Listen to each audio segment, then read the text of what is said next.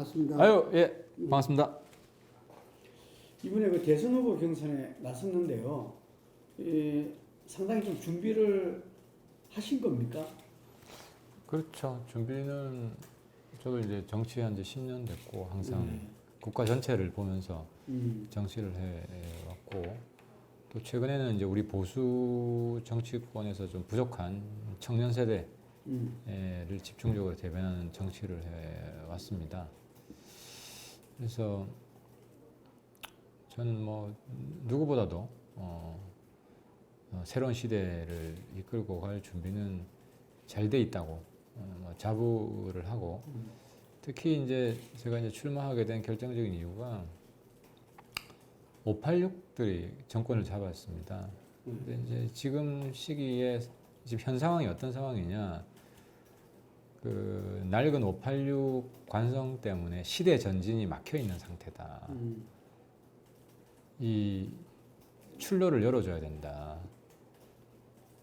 그걸 이제 전대협 같이 했지만 그들과 가장 치열하게 제가 거의 20년 동안 싸워왔는데 싸워온 사람으로서 가장 낡은 586 관성을 잘 청산할 수 있다는 것과 두 번째는 미래를 열어나갈 2030의 열망과 비전에 대해서 누구보다 잘 안다.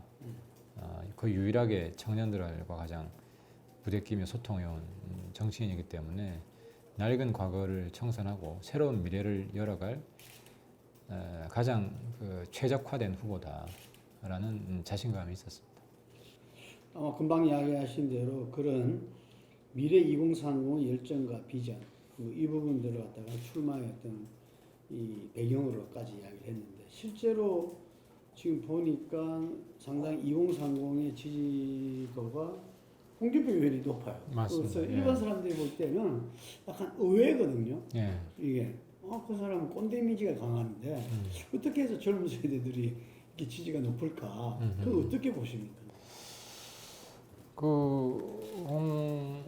홍준표 후보가 이제 저는 정치인들 쭉 보면서 정치적 지니어스가 있는 후보다. 솔직히 높이 평가합니다. 홍 후보가 제 나름 눈으로는 높이 평가하고 지금 이제 젊은 층의 그 사고 가운데 성과주의, 실력주의가 깊이 깔려 있습니다. 이게 이제 586의 평등주의랑 다른 건데 홍 후보가 그 점을 잘 짚은 것 같아요. 그래서 뭐 그런 면에서는 우리 보수 내에 청년들을 잘 대변하는 정치인이 또 있고 또 저도 뭐 아주 새로운 큰 경쟁자가 나타났다는 것에 대해서 자극도 받고 뭐 더 열심히 해야 된다는 생각이 들고요. 근데 이제 홍 후보는 청년들은 이제 일시적으로 인기가 높아졌지만 중도층 확장은 한계가 있습니다. 그래서 홍 후보는 그 점에 있어서 본선 경쟁력이 좀 우려되는 후보다라고 보고 그에 반해서 유승민 후보는 중도 확장성이 좀 있어 왔는데 청년 확장성이 좀 떨어진다. 그 양쪽을 제가 다 겸비하고 있는데 양쪽을 다 겸비하고 있다 하는 생각으로 사실 제가 출마를 했습니다. 중도 확장성과 이제 청년 확장성, 이중 확장성이 저한테는 있다. 그래서 제가 이제 어쨌든 4강만 진출하면 국민들이 이걸 알아주실 거다. 본선 승리는 이게 제일 중요한 포인트잖아요. 그렇죠. 그 양쪽 확장성이 아직 국민들께서는 강점들에 대해서 제가 뭐 열심히 하는 국회의원이긴 한데 확장성이 어느 정도인지에 대해서는 정확하게 모르셔서 그 점들을 좀 알려나가는데 이제 경선 기간 동안 좀 역점을 줄 생각입니다. 그 금방 좀 전에 그 홍준표 후보의 그 호남과 여당 지지층에서 높은 걸 갖다가 역선택으로 봐서는 안 된다. 그런데 그건 뭐라고 정확하게 짚으십니까? 그러니까 2030의 새로운 좀 공정, 2030 공정의 뿌리가 실력주의예요. 실력주의고 성과주의입니다. 능력주의. 그래서 홍 후보가 이런 점을 정확히 간파했다. 그래서 가장 선명하게 예를 들어서 이제 저는 뭐 동의하지 않지만 뭐 시험으로 다 90 뽑자. 사시로. 왜냐면 점수는 실력이 표준화돼서 나오잖아요. 그리고 똑같은 그걸로 수능을 수시 표지하고 정시만 뽑자. 사실 실력을 평가할 수 있는 가장 좋은 방법이 시험이거든요. 그러니까 그거는 자기가 나는 실력주의로 간다는 메시지를 준 거죠. 그런데 사실 21세기 시대에 시험만으로 인재를 뽑는 건 저는 구시대 올드한 방법이라고 생각하는데 어쨌든 그런 실력주의 메시지가 통한 거라고 보고 이제 저도 똑같은 고민인데 21세기에 맞는 실력주의 이런 대안에 대해서도 저뿐만 아니라 다른 후보들도 좀 더 고민을 많이 해야 된다고 생각합니다. 21세기에 맞는 실력주의 지금 말씀을 해주셨는데 이 실력주의 이야기할 때 출발선이 동등하지 않지 않느냐. 그런데 실력주의라는 것은 지금 뭐 점점 심화되는 양극화라든지 어떤 교육에서도 그게 이 각종의 어떤 그 불견들이 심화된다. 이렇게 이런 지적들이 많잖아요. 예. 그래서 그런 부분들에 대해서는 어떻게 이해해야 되죠? 제가 지금 홍 후보를 자꾸 좀 옹호한 듯한 이야기가 돼버렸는데 제가 동의하는 건 아니고요. 저는 예를 들어 21세기 이 교육 평가를 예를 들면 저는 우리 시대 뭐 사지선다, 오지선다 이런 주입식 찍기 교육으로 시험 점수로 1등, 2등 가려내는 건 구시대적 방법이라고 봐요. 그래서 저는 오히려 시험은 프랑스 뭐 바칼로레아 같이 토론 논술형 시험으로 가는데 이 약점이 뭐였냐면 이거를 다들 수긍할 수 있게 점수화할 수 있냐. 주관성이 개입돼가지고 불공정 시험이 되는 것이 아니냐. 근데 이제 이걸 극복한 시험이 있어요. 예를 들어 그게 국제 바칼로레아라고 IB라고 그래 줄여서 그런 시험이 있고 그 점수는 전 세계가 인정을 해줍니다. 그리고 우리나라도 지금 도입되고 있고 그래서 제가 대통령이 되면 21세기 실력주의 이건 공교육에서 다 합니다.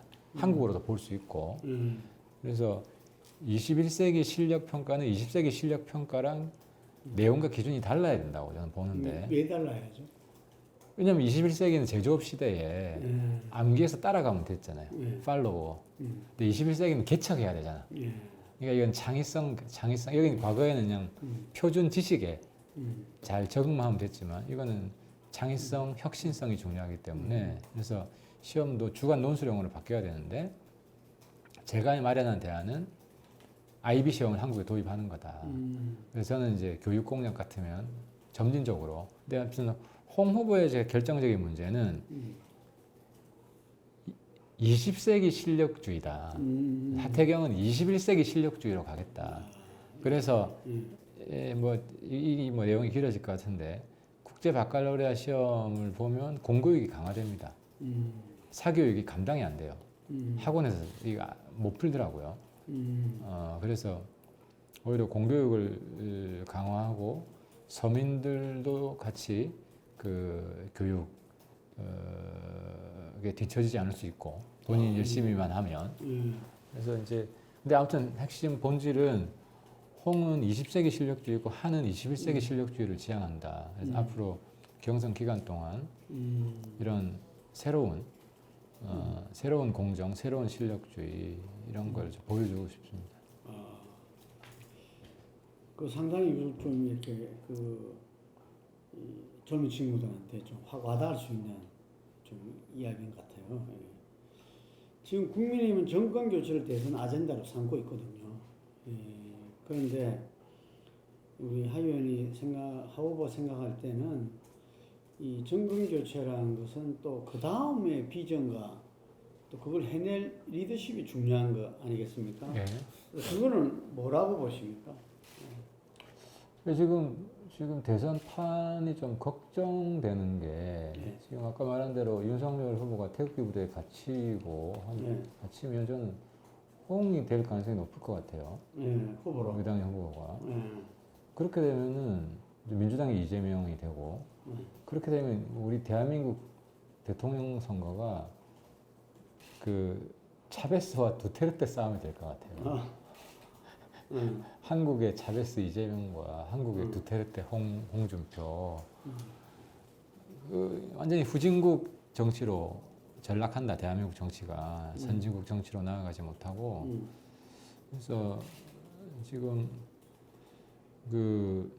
이게 이제 이것도 차베스나 두테르테는 20세기 스트롱맨이다. 그러니까 이 스트롱맨을 사람들이 선호한 현상이 있어요. 왜 그러냐면 코로나로 너무 힘들거든. 보호받고 싶거든요. 그래서 강한 국가를 개인을 소중하게 챙겨주고 보호하는 강한 국가를 원하는 심리가 지금 크게 작동하는 거예요. 근데 이 방식도 차베스나 두테르테식으로 가면 안 된다. 이 차베스나 두테르테 특징은 기본적으로 국가주의예요. 개인보다 국가를 더 우선시하는. 이제 우리가 20세기 그랬지만 국가를 위해서 개인은 충분히 언제든지 헌신할 수 있어야 된다. 희생할 수 있어야 된다. 근데 21세기 스트롱맨은 국가보다 개인을 더 우선시하고 소중하게 생각하는, 챙겨주는. 그러면 이 민생에 굉장히 깊이 들어가야 되고 개개인의 삶에 큰 힘이 되고 보탬이 되는 그런 새로운 질서를 짜야 되거든요. 예를 들어서 이제 노동 같으면은 이제 보수는 해고만 이제 노동 유연성만 강조하고 이제 좌파는 복지만 강조하잖아요. 근데 둘 다 필요한 거예요. 유연하고 또 실업이 되었을 때 아주 강하게 실업 보장이 되는. 근데 이제 이게 이제 21세기인데 여전히 이 올드 보수, 올드 좌파는 그 스트롱맨도 20세기식으로 나타나고 있다. 아까 이렇게 이야기하신 청년 세대와 많은 호흡을 같이 해왔는데 이번 출마도 뭐 그 흐름을 탄 것이라는 분석도 있었습니다. 근데 대표적인 청년 공약은 지금 청년들한테 민주당도 그렇고 굉장히 많은 이렇게 이 공약을 내놓고 있잖아요. 우리 하윤 공약은 대표적인 게 어떤 게 있습니까, 청년들한테? 지금 청년들 젠더 갈등 해소가 지금 가장 다른 후보에 비해서는 차별화된 공약인데요. 이게 이제 세대별로 주요 모순, 그 시대에 주요 모순이 좀 다른데, 이제 전쟁 세대는 남북 체제 갈등, 이념 갈등이 가장 컸고, 또 586들은 또 이념 갈등도 있지만, 이제 노동자 자본가이란 계급 갈등이 굉장히 컸고, 2030한테는 가장 큰 모순과 갈등이 젠더 갈등이에요. 근데 이 세 가지 갈등 중에서 후유증이 제가 볼 때 제일 큰 게 젠더 갈등이다. 가족을 파괴해요. 그러니까 남성 여성끼리끼리 이제 싸움이 붙는 거기 때문에 그래서 이건 공동체를 뿌리채 흔들 수 있는 갈등인데 기성세대들이 너무 몰라요. 이 젠더 갈등이 얼마나 심각한지. 그래서 이제 제가 이제 청년들하고 가장 깊숙이 소통하면서 그 이전 세대랑 완전히 다른 세대다. 그리고 세대 갈등 요인도 완전히 다르고. 그래서 제가 대통령이 되면 대통령 직속에 젠더 갈등 해소위원회를 만들어서 이 젠더 모순, 젠더 대립을 해소하는데 굉장히 에너지를 많이 쏟을 겁니다. 이걸 빨리 해결하지 않으면 우리 사회가 지금 과도하게 약간 뭐라 그래야 되나요? 사회 병리 현상처럼 얼마 전에 뭐 손가락 집게 이거 가지고 무슨 여혐이 남혐이 싸우고 또 안산 쇼컷 가지고 여혐이 남혐이 싸우고 이거 기성세대들이 이해를 못 하잖아요. 근데 2030이 이게 제일 심각한 문제예요. 근데 이제 우리 선생님도 아시겠지만은 저희 20대 이념 갈등, 계급 갈등이 50 넘어서도 뇌리에 남아 있잖아요. 예. 우리 사회에 문제가 되고 있고 예. 지금 20, 30대 가장 큰 게 젠더 문제예요. 그래서 이걸 좀 빨리 시급히 좀 해결해야 된다. 정부가 나서서. 해결하는 방안은 어떤 게 있을까요? 그 좋은 방안이 저는 인권위 모델이라고 생각합니다. 인권이 뭐? 인권위 모델. 그래서 인권위가 이제 인권 문제가 있을 때 강제력은 없지만 사회적 여론을 형성할 수 있잖아요. 인권 이런 문제 해결하라 공고를 할 수 있잖아요. 그래서 특히 정부 내에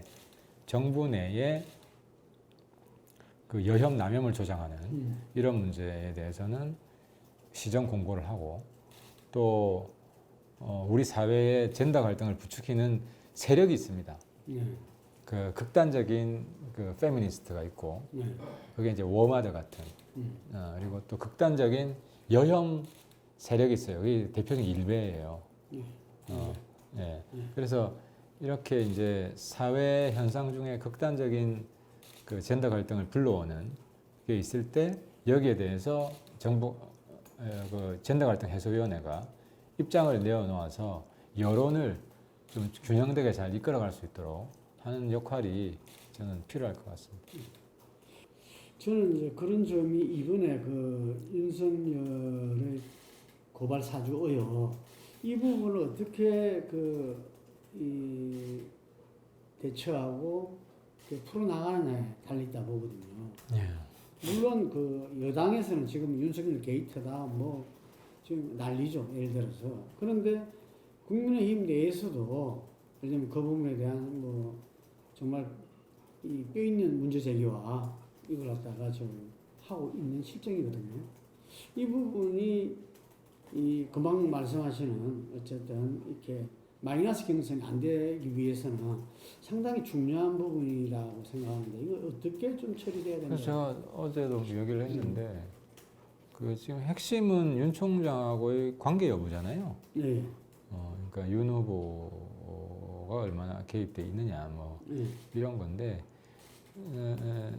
이제 제가 볼 때는 개입되어 있을 가능성이 별로 없다. 그리고 근거도 없다. 이런 그런 상황에서 윤 총장을 공격하는 것은 좀 구태 정치 아니냐.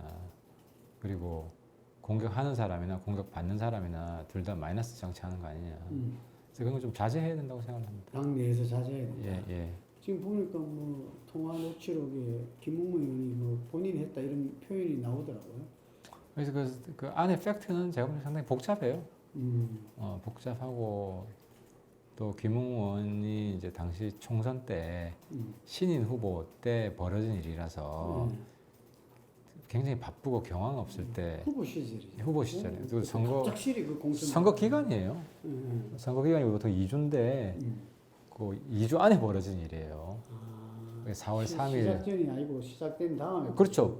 선거 본선이 들어갔을 때 벌어진 일이라서 그래서 이제 김웅 의원도 좀 정확한 기억을 찾아내는 게 쉽지가 않고 또 본인은 항상 제보받은 거는 다 없앤다고 하더라고요. 그렇죠. 또 본인이 기억이 애매한 데다가 자신 있게 말할 근거도 없는 거예요, 현재.